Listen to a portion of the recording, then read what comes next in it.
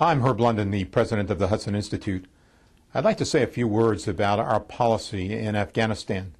The President of the United States appointed General McCrystal with the understanding that he would come up with a plan. McCrystal has indeed come up with a plan. It's a plan for 40,000 additional troops with the understanding that we would engage in a counter-insurgency as opposed to a counter-terrorist activity, meaning in effect that we would protect populations. It was a strategy that was employed in Iraq and worked very effectively after the surge. It's a strategy that McCrystal claims would work effectively in Afghanistan. Whether it will work or not remains to be seen, but certainly the President of the United States is obliged to make a decision. The Hamlet-like pose that he has adopted is distinctly inappropriate for the United States at this moment. Americans want to know where we stand, and the reason why it's important is not merely because of what happens in Afghanistan. The porous borders between Afghanistan and Pakistan clearly suggest to us that we have to protect our interests in that part of the world.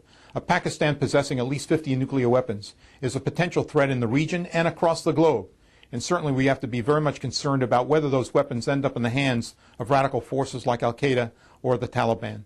That is the primary and overarching concern. So when people say, well, it doesn't make any difference if the United States is in Afghanistan or not, I don't think they understand what are the military and intellectual arguments that stand behind America's participation in that war.